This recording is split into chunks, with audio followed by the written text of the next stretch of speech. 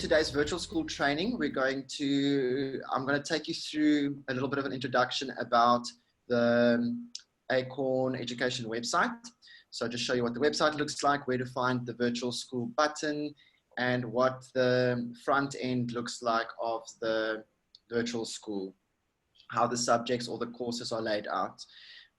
You're welcome. Please do take notes as you go. It will help you a lot.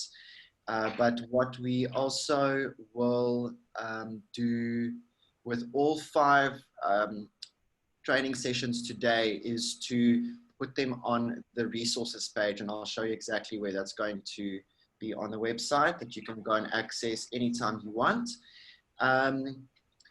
We are going to go through the login process, which is simple, as well as going to the dashboard, which we are now calling My Classroom, and a little bit of a dashboard tour where you can find what, as a student and a instructor. I'm going to also just tell you very quickly the terminology that the website uses. So you can note this down. You will see that your subjects are called courses. As I'm going through the session, I say course/subject, just so that we can get used to the terminology. So I group the 2 words together. The same with the term instructor. You as an educator or a teacher, you are a tutor instructor on the system. And then a scholar or a learner is called a student on the system. I'm going to then go over to how students enroll on their subjects or courses. And then I'm going to show you how the message center works and how the class or subject or course groups work as well. And how you can track or have your scholars or learners or students note their attendance through posting their name on the message center group. We will also then go through editing your course or your subject in the course editor, and then also complete a course as a student. And we will also show you where to review your work in your quiz and assignment section on your classroom dashboard. And I'm going to go to the website now.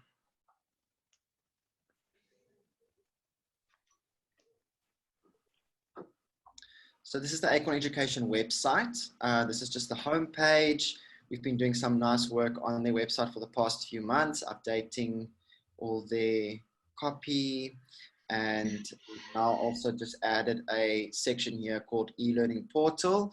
That's just nice for the homepage to have it on there, and you can access or log into the e-portal there from there. But mainly when you're going onto the website, you will just go straight to the virtual school menu item there. I'm going to click on virtual school.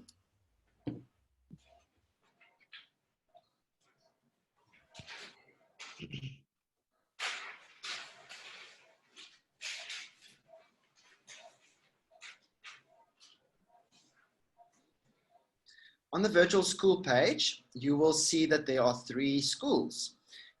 You guys are you're all with Apex Primary. You will see that there's a Apex High, Forest Village Leadership Academy, and Apex Primary. You can click on one of those buttons, if you may, and that'll take you to each school's school page. On this page as well, there's a login button that you can use to log in with. And this is the resource section I spoke of earlier, where you can go to the resources. I'm going to start with resources so we can get that out the way. So when we talk about login, we just go straight to the classroom section or the dashboard. Can I interrupt you there? Yes, please. I'm following it on another machine. When I go to the 3 schools, the badges for the 3 schools, and I click on Apex Primary. There's nothing there yet. Then it says Apex Primary School, but Apex High School grades, grade 1. Yes. Okay. So we're still, I'm going to give you a bit of an update date of where we're at with that now. Okay. All right. I'll Thanks. just watch you then. Okay, cool. Thank you. So on the resources page, you will see that there's a sample courses section here, or subjects. If you click on that, you'll be able to see the sample courses. Here under the user manuals and resources, like I said, we are recording all of the 5 sessions today. They will also be listed here, and you can click on that and view it through a YouTube viewer, or whatever we decide on at a later stage. But over the weekend, we'll make this available for you to go and access again. So you can even watch the other training sessions, because I might miss something small, and you can most certainly learn from that as well. We will also, on top of that, create, and we are busy creating user manuals, and also little PDFs that I call picture stories. So it's nice, easy images for you to send through to the students and their parents, so that they can easily log on and stuff by following those little steps. I'm going to go back to the virtual school page quickly, and let's go into Apex High, because they are the most completed school, because we've been working on them for the past 2 weeks. If you go to Apex High, you will see grade 8, 9, 10, and 11. Obviously grade 12 will come in next year. They've got a daily timetable there that they're pretty much following, I'm sure. And then you can again just log in there. I'm going to show you grade 8, for instance. And when you go to grade 8, you will see all of these courses that are the subjects. Grade 8, in this case, will need to enroll or join all of these subjects, because these are the subjects they take, except now for the differences in languages. If you go to a grade 11 grade, for instance, they will only join the subjects that they are studying. Okay. For the student to, let me just check on my little schedule here.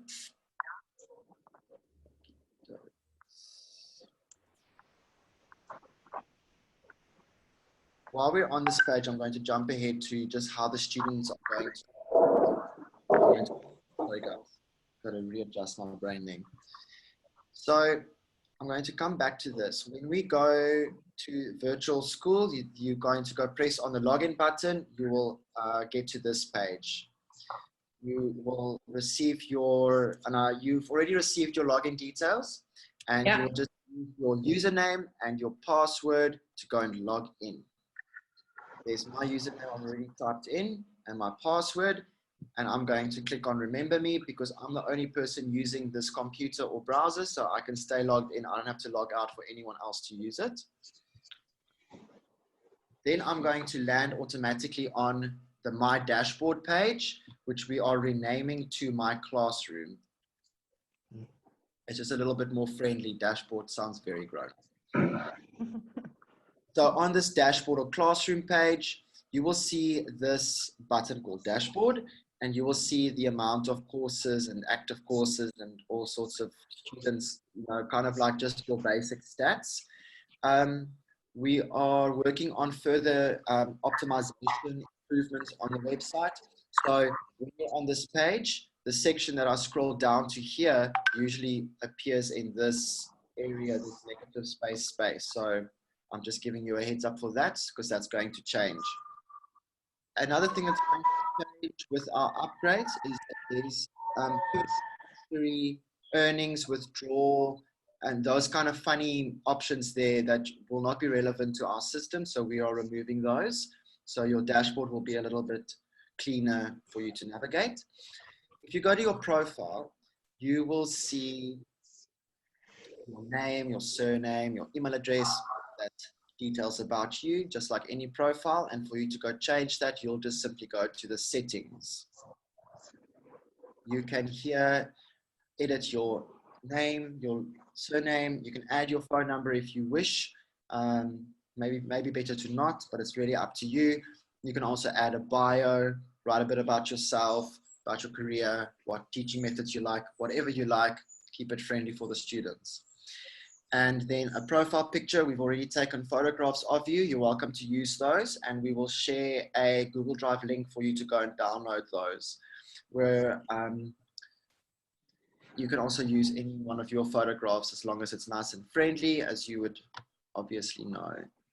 Don't worry about your social media links here. This is just an extensive feature of the platform that we're using. You can then make changes to your settings and you can update your profile. Sorry, do learners have access to our profile? So if they go click on Miss Orange, they will see my details. That's why you suggest not number. Yeah, they can. There's actually going to be 2 profiles that you can work on. And you'll see why I say that now when we get to the messaging system. Yeah, this is just a very basic. I mean, if you don't want to add a bio, like really don't. None of this is compulsory. Don't add information you don't feel comfortable with. In fact, this is a rule, a social media etiquette that you should always follow. If you don't want anybody to know certain information about you, don't put it online. It's very simple. So just keep your name, your surname, your profile picture that you're comfortable to share, and leave it at that. Really, nothing more. When you go to the My Courses section, this is where you will see all the courses or subjects that you are an instructor to. Instructor meaning an educator or a teacher. And you are going to see a list of your courses there. And from this point, you can go in and view it, like you would view the subject, and I'll show you what it looks like now, or you can go and edit that. We're going to come back to that now. I'm still doing the tour. Then we, as a student, and you can actually enroll in your own subject, so you can view and experience it. You can go to the enrolled section on your dashboard or your classroom, and then you will see all the subjects that you are enrolled at. This is how the student will see their subjects listed on their dashboard. And this is what they'll be accessing on an almost hourly basis if the timetable or their schedules work like that. They will simply go into it and complete the work and steps.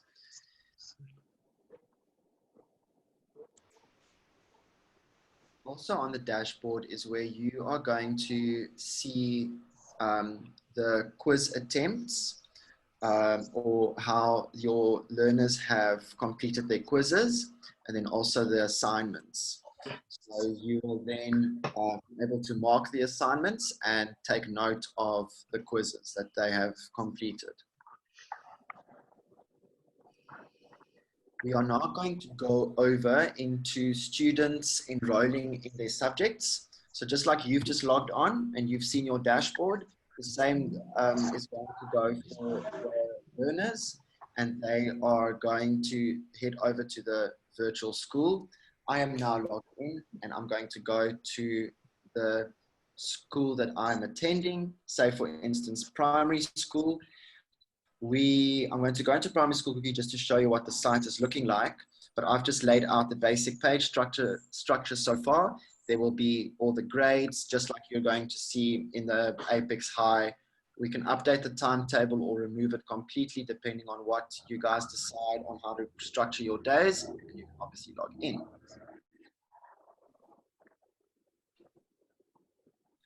We're going to go into Apex High, and there are our grades. I'm going to go to grade 9 and enroll in some subjects there because I've enrolled in quite a few on the other grades. So just to show you guys, I'm going to go to grade 9, social sciences. I'm going to open up the subject or course. And then this is what the course looks like, the subject.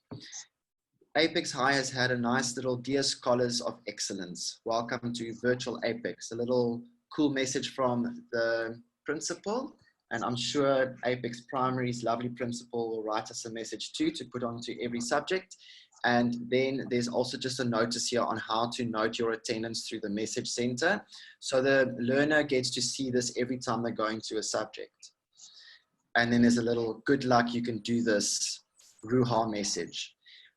In this section, I'm going to show you how to edit it now. You'll be able to add a bit of a description on what the subject is about. It's really not necessary, just a cool idea. Then you'll see the layout of the course, but right now I'm going to show you how to enroll in the subject. You'll also be able to see the instructors or the teachers of the subject.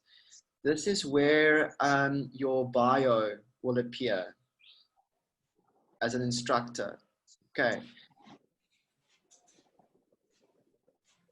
Like here, Annette Basson has said, I teach tourism grade 11 and 9, 11 and 10 and 11. Very simple. You don't have to say anything at all.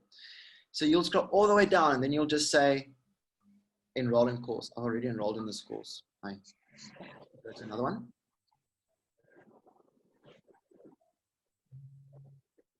So we'll go all the way to the bottom and then there's a little icon there. That free is not going to be there. That's a change we have made to the system. It's just going to be implemented now. And then we're just going to click the enroll now button. And your learners are just, or the parents of the learners are just going to do that for all of the subjects in the grade that they have to have on their dashboard. And then you'll see that little button at the bottom changes to that. And then you can go to start course. You'd need to go back and go to the next little course.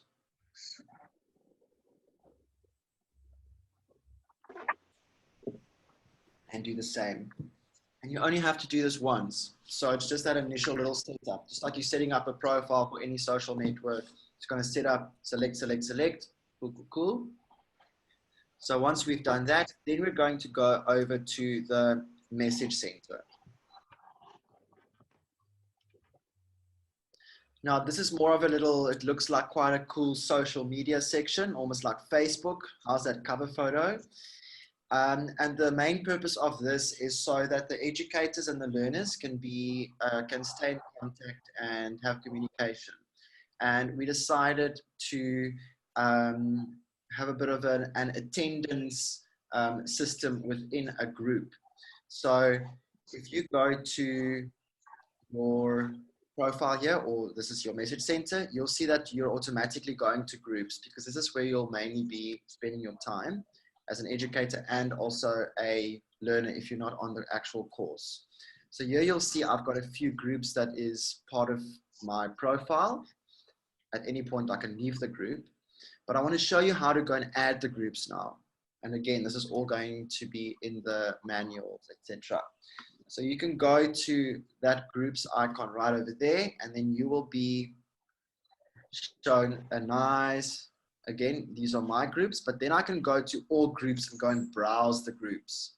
So as you're basically enrolling in a subject, let's say grade 10 geography, I've just enrolled in it, and I can very easily just search in the groups geography because it's going to be so many groups to try and filter through and go next page, next page.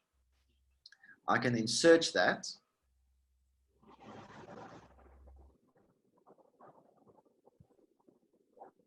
And then I'll see there's grade 10 geography, grade 8, grade 9, for Apex High. Cool, I'm gonna go for the grade 10 one. I'm just gonna join the group.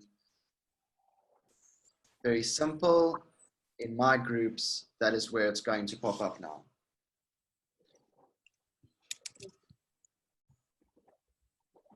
Then when you go back to your messaging center, and again, you only do this once because now you've now built your network, okay? You will see, there's my grade 10 geography group. Boom, I'm gonna go into that. I'm going to use our subject demonstration group as an example. On our picture story of how to mark your attendance, all the learner has to do is to say Ricardo, sorry, not actually Ricardo, but my name now. Name and surname.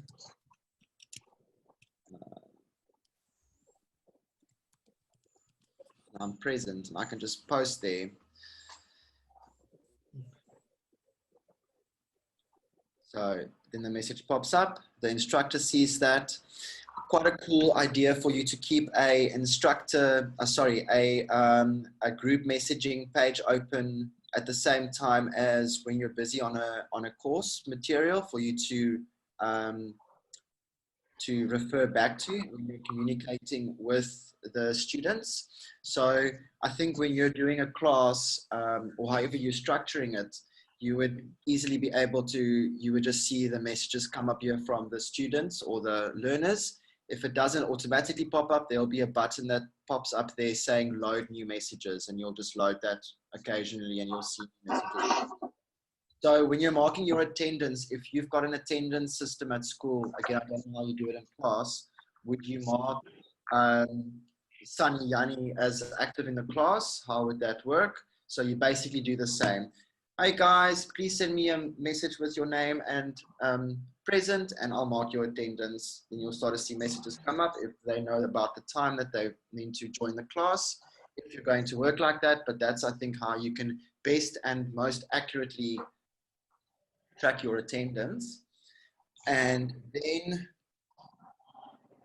you can also manage the group in certain ways, where if you go to manage course settings, you'll see now that the course of the subject is, and that's our job, we link it directly to this group. So the groups are already created, you just got to join them. The courses are already created, you just got to join them. And then the course activity. So if a user starts a new lesson, that'll get automatically posted to the group. Would you want to see that? If not, you can untick it or tick it in these course settings right here.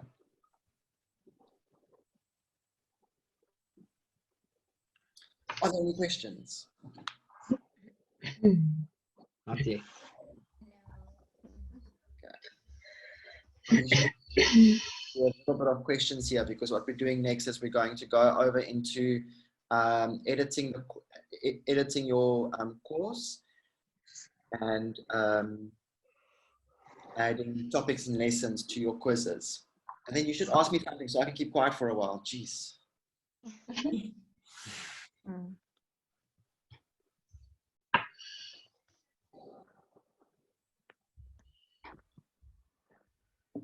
Okie doke. So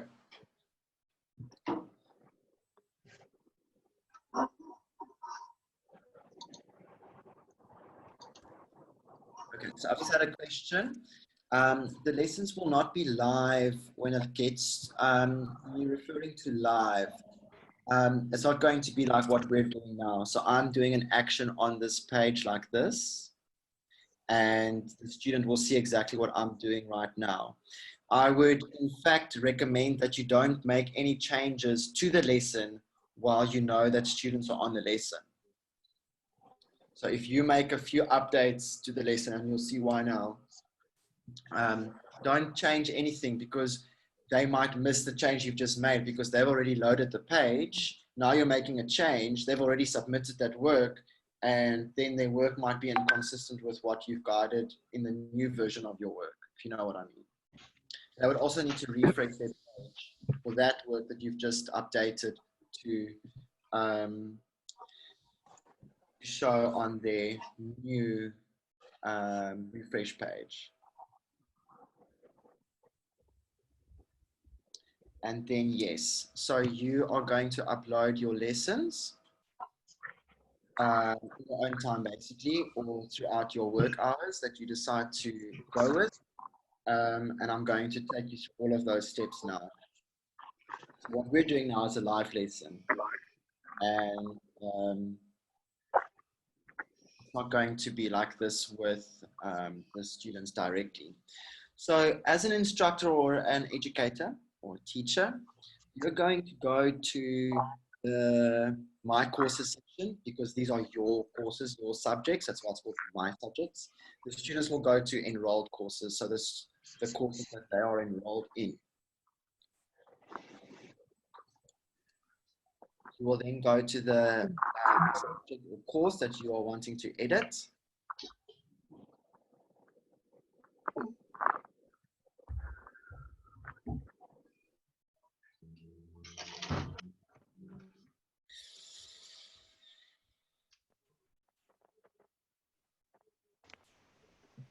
Oops. And then, I'll check something. Sorry, guys. Give me a sec.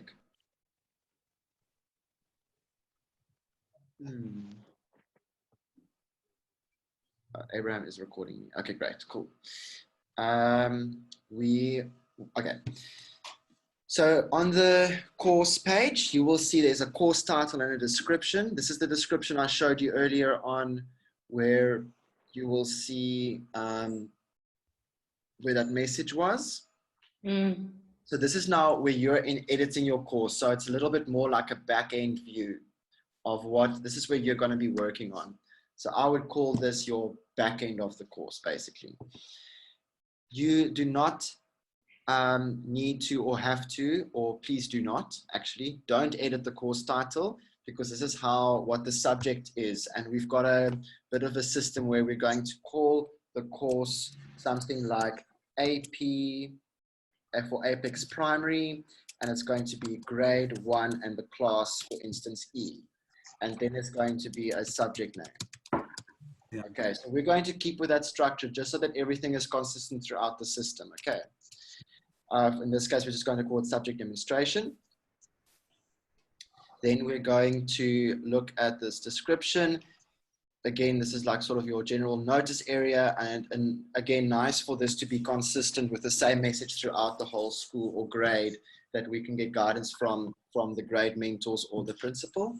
And you can, I think at the bottom of this here, you can say, put a little bit of a summary of the course or subject under a nice little heading. Okay. Now, with your course settings, you don't have to change anything here. This buddy press there, we're going to keep that enabled. And this is where we already link the group that pops up here to this actual subject.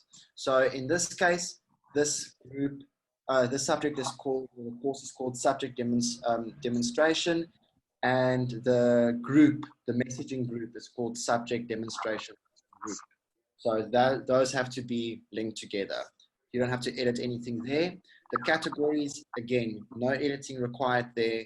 This thumbnail, no editing required there. This video, no editing required. You are going to be building in the course builder. You will be able to see who the instructors are of this course. And as the primary school, you will have more instructors than just one on each subject. This additional data, nothing. You can send an announcement. You can say next week's class starts at 10 o'clock. See you then. If you post an announcement here, you can post that announcement and that will come up. It'll pop up on the course's content, and I'll show you where that goes to now. You can also see all of your previous announcements over here. Just go down there. Previous announcements I have made. Again, no course don't settings, don't change that setting, all good. Your main focus is going to be at building your course.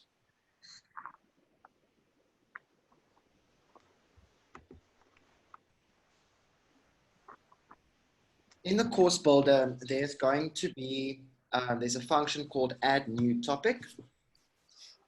And you are just, what we've done with the topics is it carries no content. It's just, it just separates your content. So here this morning we have created like 4 weeks. Let's add a week number 5. Very simple to add. Your topic name is week 5.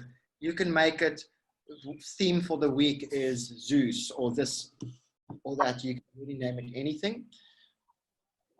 You can even give it a summary. You don't really have to. Now I want to show you what the layout does on the front end. So what the learner will then basically see. So here you'll see your weeks. For instance, there's week 1, 2, 3, 4, and under the week or the topic, you will now see your content. So if I click on week 1 here, now we're back in the back end, and there's all the content I've been building. When the learner opens up the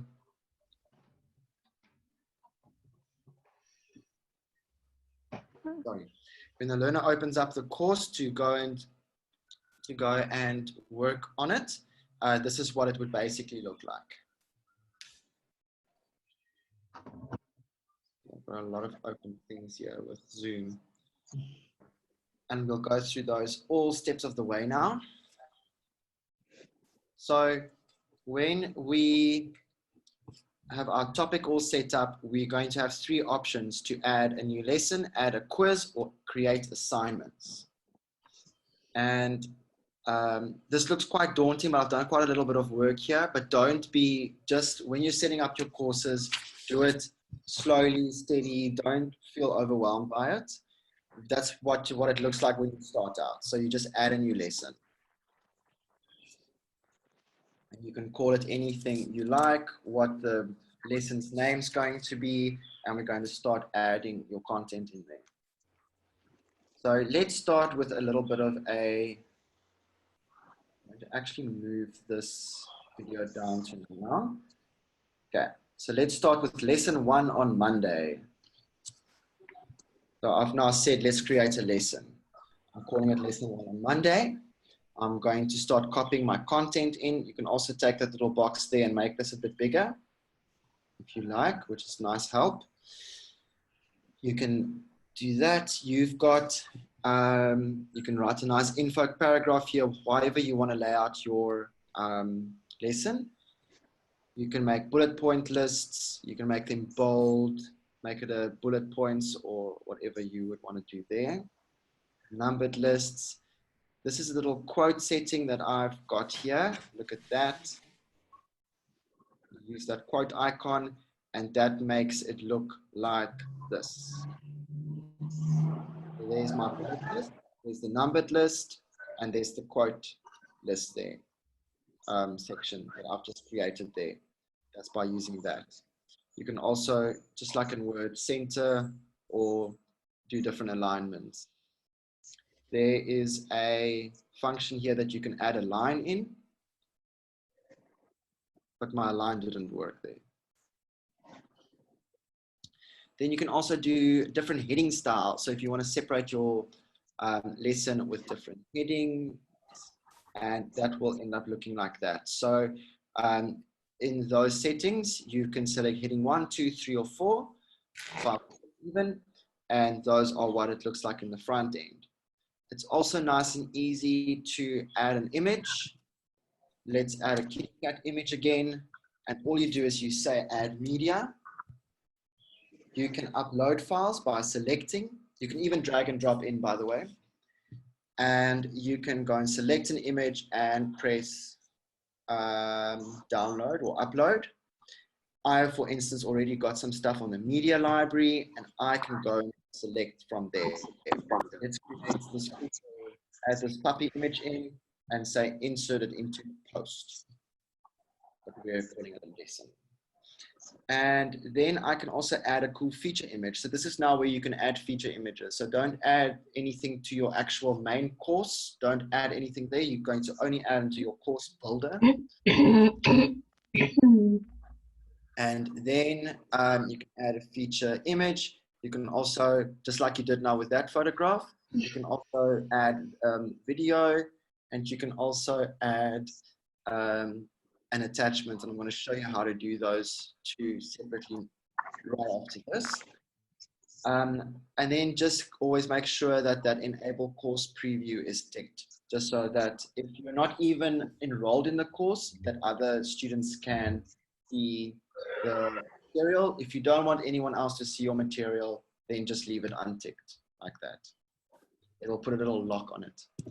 So you've got to be enrolled in the course then. We are going to do a video set as feature lesson quickly. Just to recap, this is now what our lesson's looking like. If the student is on this lesson, they're just going to simply click on next to follow the next set of commands or lessons or whatever. So let's quickly add a video. So this is where we are going to upload a video to YouTube. So Apex High has a YouTube account that we created for them. We'll do the same for Apex Primary and the same for Forest Village. Forest, yes. And so all we do, okay, you're going to go to if you're going to go and upload a video, and there's many different ways of doing this. You can also just grab another video from another YouTube channel and share it like I'm going to show to you now. We are able to actually upload directly to the site, but it's not really recommended just for server reasons. It's not a good practice in web terms. So it's better to upload to external parties like YouTube, and then we just view the video through the website. So we're going to just go to the upload video section and then follow those steps. We'll make a separate guide for that. But basically how to add an embedded code to your lesson, you can just go to the video that you've now uploaded onto, and all you'll do is you'll go to share, you'll go to that embed button, and all of that insanely daunting looking code, you will just command copy on Mac or Control C on Windows. You'll copy those words, letters, codes over, and you will go and place that after you've selected embedded in your video source. You go and you'll get an empty box like that, and you simply paste it in there. All you have to do then, again, enable your course preview if you want, and you can just go and update your lesson, and that then shows like this. And there's your video. It's almost like magic. And that takes it directly off YouTube, but it kind of puts it onto the website, which is quite cool. We have a few questions today have come up about sort of like, how can we help guide you with video sizes and stuff because of the data issues with that. The thing is, videos are always very big, and we're going to have quite a low data threshold of what the students can use for free through the website every day. But we are just still getting the final numbers or amounts from the bigger powers, and then we'll communicate that through our support groups. But basically, if you don't, I think videos are really cool and very handy when you are sort of doing a class like this, where you're showing things, but you can also very easily show this in a slideshow PDF method by adding voice notes to that. So a PDF like that would be much, much, much smaller than trying to produce a video that is constantly showing pixels and data and sound and all that stuff.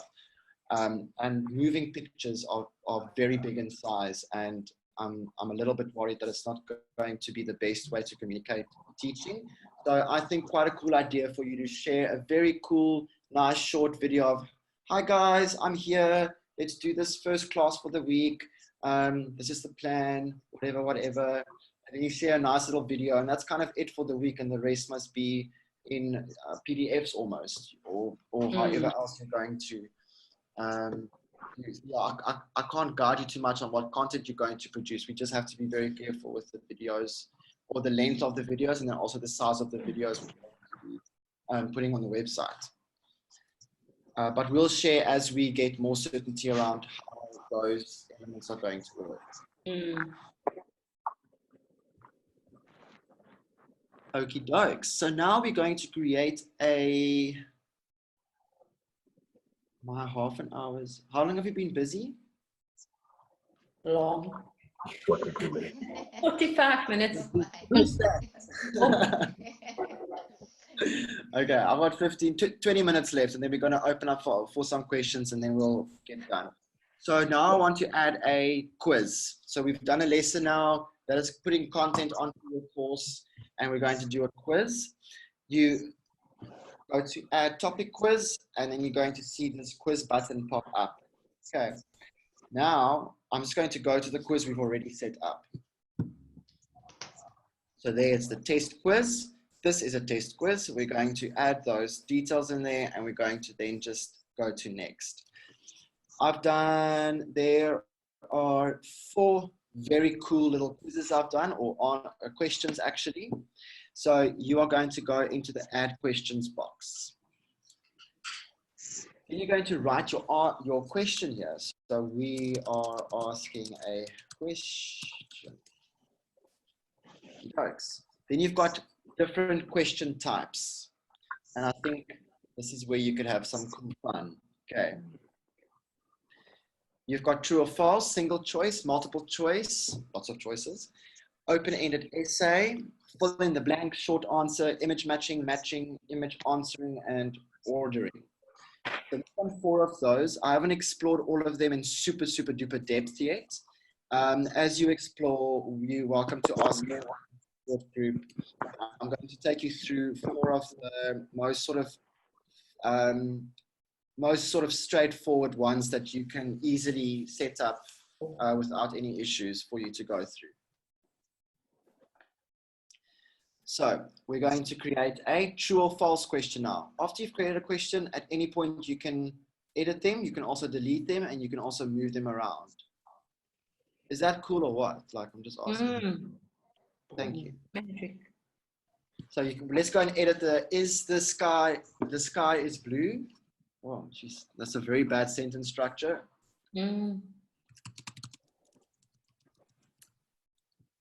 Without a capitalization there. Okay, is the sky blue? This is true or false. You just again there select what type of question it is. You're going to need the student to have to answer this because this is on a point system. How many points?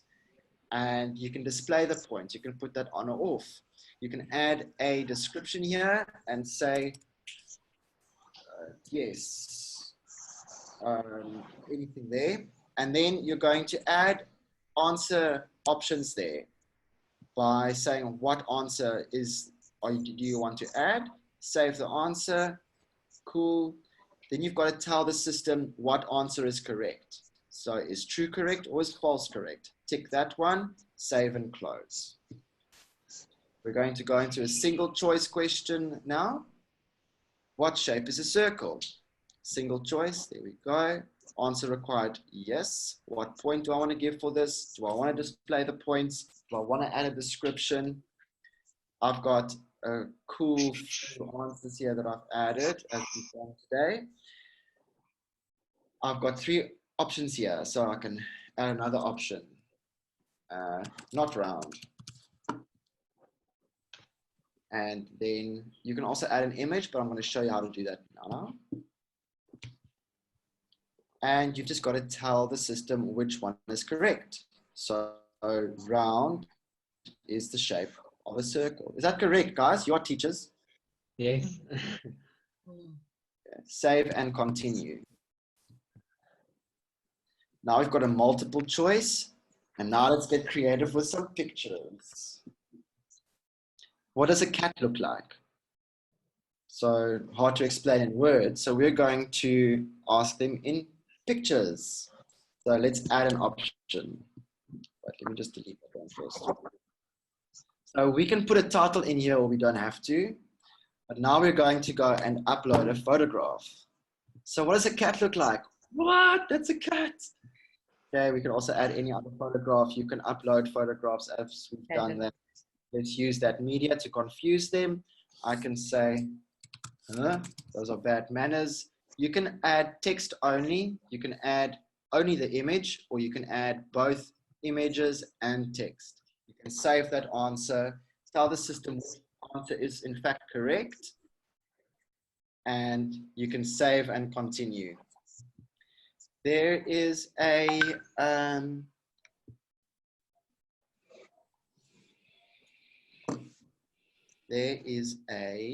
Another one, fill in the blanks. This is probably the one so far that sort of needs a bit more clear attention. So just with the other ones, you just select the question type. Let's fill in the blanks. Answer required, the points, and then here, let's edit. So we're going to add the option. Question title. So we want to create the sentence. Okay, let me just delete all of that and start over. So the question here is, my name is, I don't like Sunny's name anymore. I'm going to say Yanni. Yanni. Now, you want the student to figure out what word is going to be the correct word to add into the sentence. So let's take out the word name. Let's cut that out. Let's paste that into the correct answers. And the system needs to know where the blank word is going to go. So you're going to take that brackety dash brackety. Krillakis. The wat hakie? Krillakis. That's the krillakkie. Dankie. Dankie, juffrou. And I'm going to paste that in there. Sorry, guys, sorry. I'm getting to a hysteric point. I'm doing this the fourth time today. Is it the fourth time? Denise? Oh, you're on mute. Sorry. Okay. And we're just going to update the answer, guys, and then save and continue. Now, next. Now for this set of questions, we can set a time limit. And you can hide the time limit, or you can show the time limit to put some pressure. And you can also, because this might be a bit overwhelming for some of the students, some might want to do this or try the answers 1 or 2 or 3 times if they keep on failing, because they'll see if they failed it. By the way, fail is such a terrible word. It's not passed or whatever else is more positive. So attempts allowed, let's add let's say 20 or 5 or 3 or whatever. Here you'll have your passing grade. Let's say, for instance, make it 60%.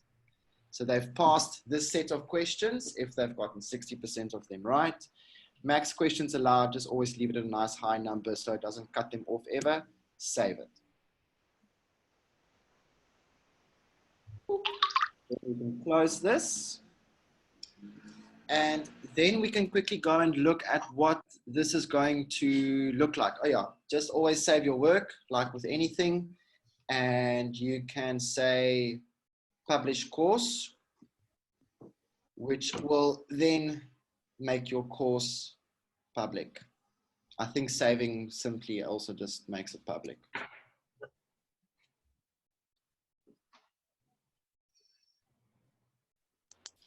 Let's quickly refresh this page so we've got the latest data on it.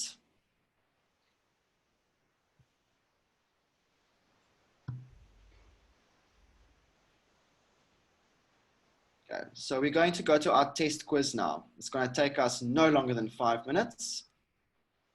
It's about 30 seconds. Okay, so we're going to quickly answer this, guys. So we're going to start our quiz as a student now. Here I can see some nice details that my educator or teacher has laid out for me. Oh, sorry, I've actually attempted this 7 times. The passing grade is 60%, so I can see I've got to get 60% of the questions right, and I've got 5 minutes to go this with 4 questions. Is the sky blue? I'm going to get 1 mark for this. I can add more details there. This is just showing what it's going to look like. Sky's blue, true. I can answer that. What shape is a circle? Here's my options, round.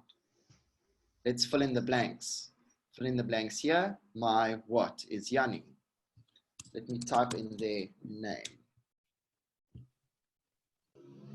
Let me do this for you. Okay, I'm going to type in name with a capital N. It's not correct in sentence structure, but it's going to go, most likely that is not correct. Okay. But you as an educator will still want to give this point to the learner, because on a writing level, they might write capital just because they're still learning to write. These are grade 2s or 3s or whatever, you know. What does a cat look like? Select the image below. That is the correct answer in the question. What does a cat look like? Oh my word. Go. Now we can submit the quiz, but I'm going to actually answer this incorrectly. So there we go. Submit the quiz.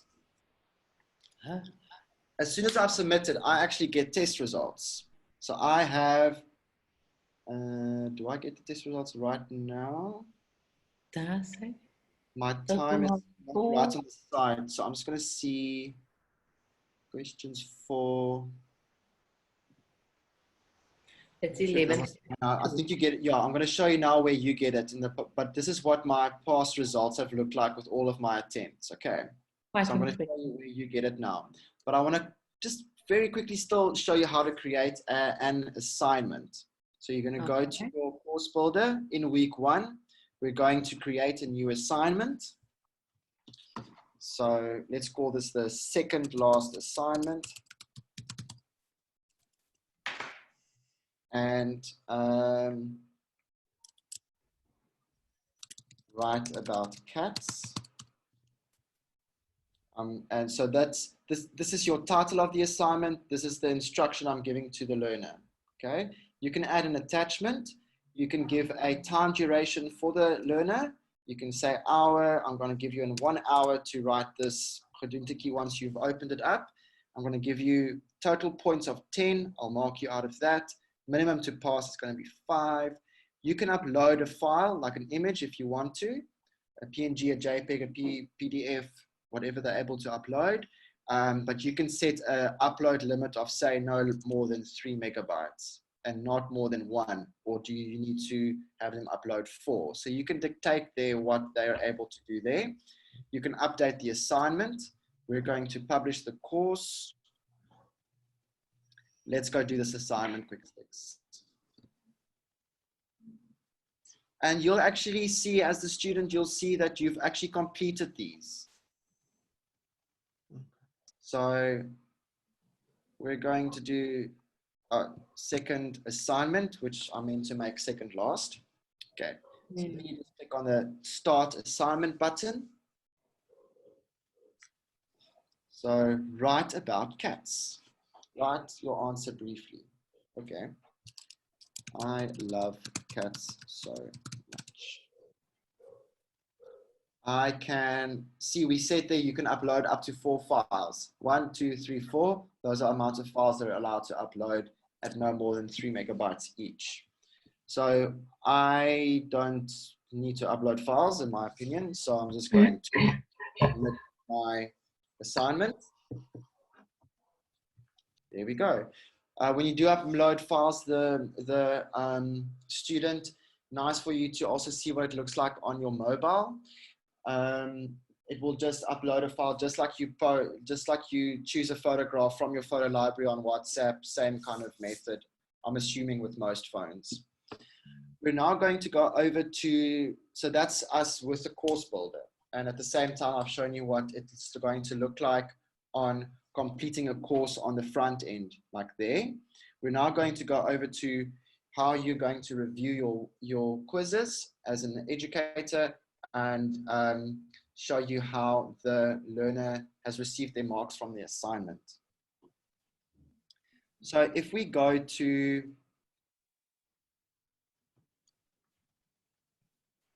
when you're in the educator, the teacher, you can go to your dashboard and then you'll see quiz attempts.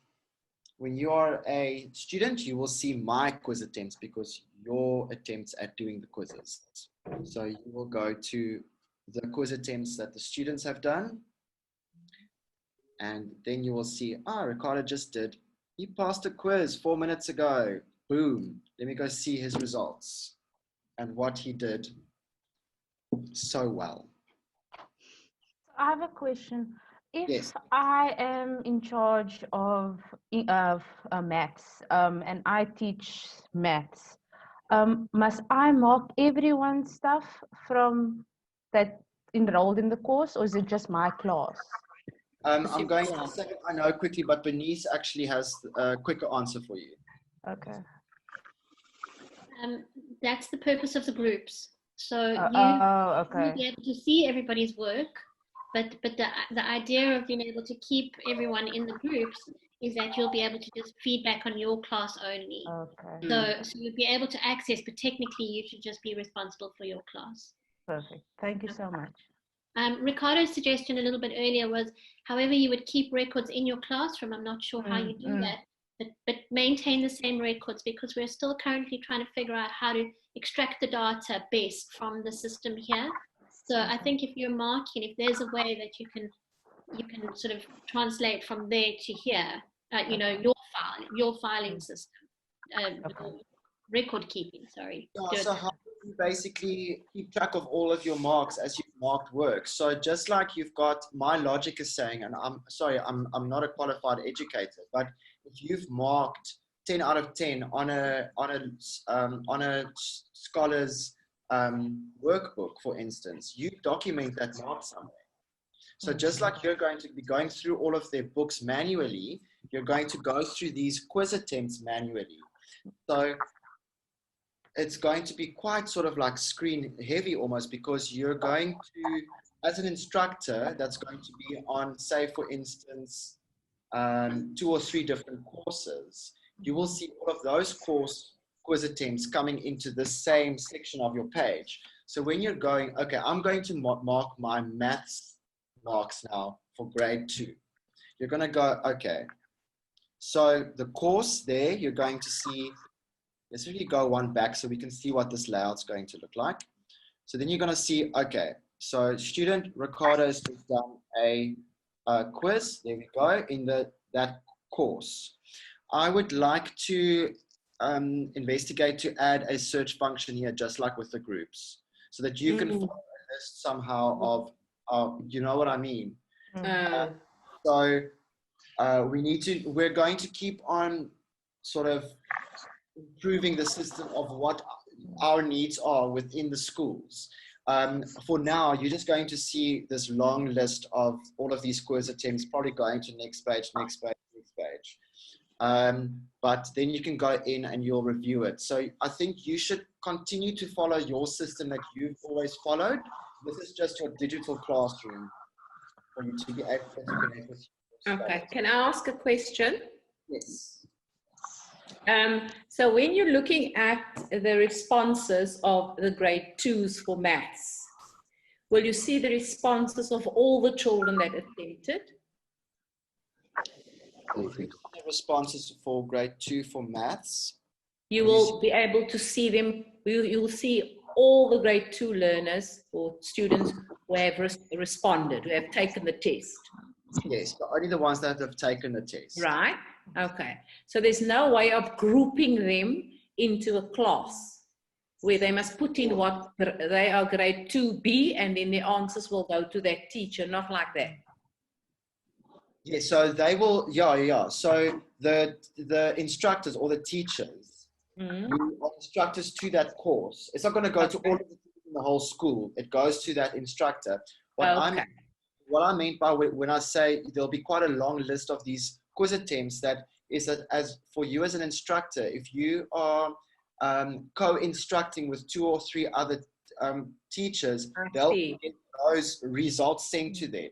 So if like there's a few instructors that are instructors on, say, for instance, 5 or 6 or 7 courses in Apex High, because they are more like mentors. Yeah. They're not necessarily marking the work, but all of those quiz results are coming into their inbox. Okay. That's why I said it'd be cool to add a search feature there, so you can search grade 2B, or actually AP for Apex Primary, grade 2B maths. Okay. You'll see all of the quiz, but we're not there yet, and I think we're going to have to. All right, that's great. So now we're going to go into, say, this is my quiz attempt that I've done today. Here I can see all of my quiz review. Okay. There I've got an incorrect one. So I answered these correctly. What you as an educator can do, you can manually override that. So what does a cat look like? The guy really didn't know, but he meant to press the cat, I'm sure. You can just say, that was actually correct. Give the guy full marks. Well done. So you can override that. And you can, is the sky blue? No, it's actually black. The space is black. So you know, he didn't listen in science that day. But it's no color actually. Anyways, so you can really like kind of like override stuff there. I want to, and then kind of, yeah, do your marking system. Then I want to, record keeping system, sorry. I want to go to assignments, because now you're going to receive this last assignment I did. Second assignment, course name. There we go. I'm going to go in there, and then I'm going to see, these are all the assignments that have been submitted. Nice, avocado, there we go. The result is pending, because you, as the instructor or educator, you have to mark that. Go in there again. So let's go, cool. So the assignment was write about cats, and I submitted as the student, I love cats so much. You are going to give me out of 10 a mark of, actually, let's make it nice, like 8, because I'm awesome. And then you are going to write a note saying, well done, learner, or whatever. And you're going to evaluate the submission. So now the student has already received that on there. If they go back to the course, they've seen the tick there. If that student had to refresh, for instance, look at that. How cool is that? You received 8 points out of 10. Your grade is passed. Your answers, that's what I've answered. The instructor or the learner, the teacher noted, well done, learner. Oh, that's so cool. And what would the word be there if they got below 60% or below the cutoff? Fail. Let's quickly do that. Or you have been unsuccessful. A new thingy quickly. Let's do that. We must see what it's doing. So let's add a new assignment. Okay, so let's call this one. I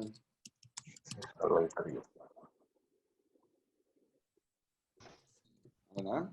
Write about cats again.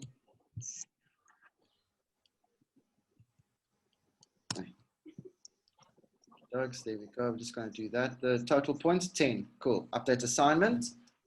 That's quite quick to do, actually. Let's publish that course. Let's refresh there, and then we'll see a new. Let's test this assignment. Assignment. Let's see. Let's go there. Quick sticks.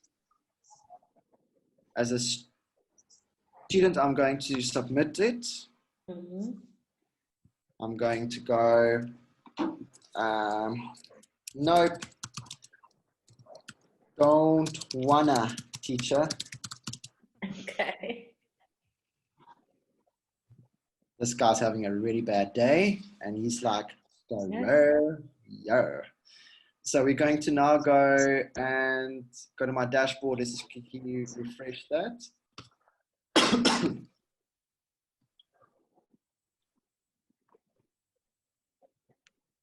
Are we on our section stage now? Question stage. No? Basically. I've said, have you got any questions? Did I? You didn't say that yet, no. Okay, well, that was meant to be 5 minutes ago. So we're on the question stage now, okay. Okay. Cool.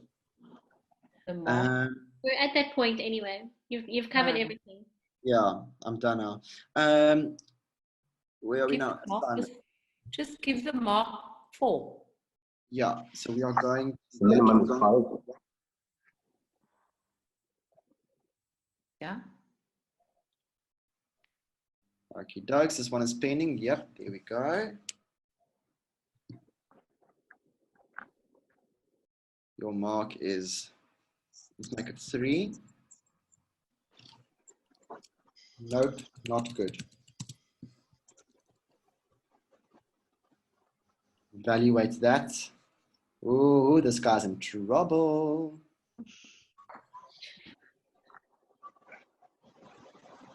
Oh.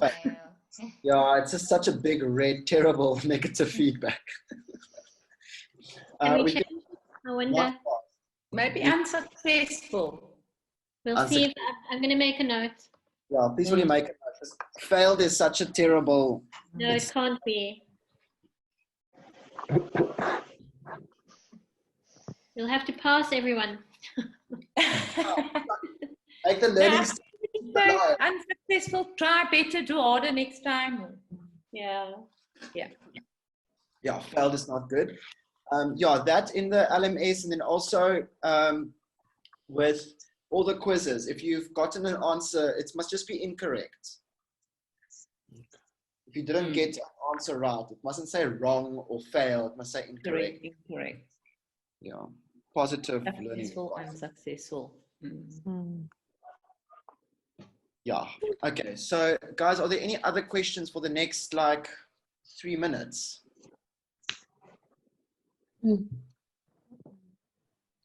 We are going to add these videos to the resources page, and we are going to have, did I show you on the virtual school the sample courses?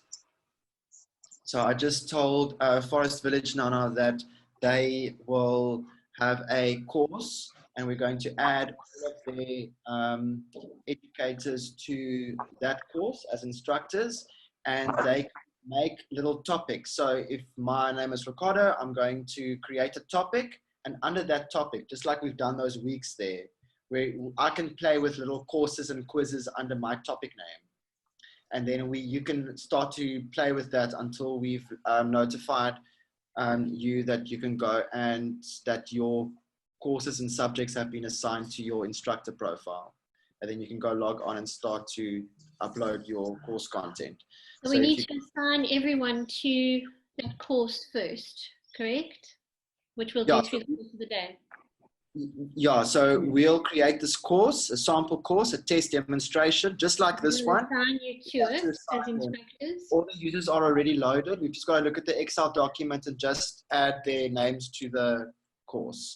And then they can start to play. So I'll take these 2 courses, for instance, and I'll just change them into FV demonstration, play around test course, and one for AP. And I'm currently setting up the WhatsApp support groups. So by the end of the day, you'll have your either your Apex primary WhatsApp support group. You'll be on there, and then we're available for any questions at any point, any help you need, from you or your students. That's fantastic. Jokes. If there's nothing else, guys, this does seem very daunting. It is quite daunting, but once you're over the point of your system, it's an emotion. It feels daunting, but it's not. It's just all quite a lot, I guess. Sorry. So it's changing your daily method of how you're doing your work. That's the part. Yeah, I've got a question quickly. I was actually set for the second group on 2:30, but I thought, let me join here. So once I've seen this, I don't have to go to the other one. It'll be the same. The other one, I'd like to see your face again. I'm not going to take it personally at all, but you're welcome to join again, and I think you'll learn some more. So yeah, maybe I'll join. I think it's a good idea. I'll see you later. All right, thank you. Thank you. Okay, bye, guys. There is a question, sorry, Ricardo, from Kirsten. Saying grade 1 will start writing in lines in term 2. How are they going to be assessed in this way? So I think it's probably best to be doing photographs, taking photographs, and asking them to upload their photographs to. I think that's going to be the only way at this point. Yeah, thanks. Photos to their groups or to an assignment. Yeah, but also, if I can come in there, that sort of issue we can discuss with the HOD of the foundation phase as well as the coaches. Absolutely. Whether, it's the best suited material to do in this way, seeing that as a sort of, that it's remote. Can the writing in lines hold? But that's the kind of question we can discuss when we have our own Zoom meetings in terms of content and what's best to put on. And then if you feel challenged in any way by all having played on the system, I mean, we can always come up with ideas with you and just stuff like that. Okay. We're all here to make this work as best it can with the system that we've developed now. But yeah, I think it's a good idea to just sort of give exercises. Again, I'm not an educator, but like write A 6 times in a row on a line. Like that's what the parent's going to be helping the learner with. So do that photograph nicely. And you're going to do that, especially in an assignment form, because that's got a lot more freedom around that. You can limit the file size, add more than one, you can play with that platform. And I actually saw that the assignment submission section there was a bit more grouped than the quizzes. So you could see there that it almost separated it via the courses. So you click on the course and then you see all the names pop up. You know what I mean? So that might be the best option in there. Yeah. Thanks, guys. Have a good weekend. Okay. Thank you so much. Yeah, thank you. Bye. Bye. Bye.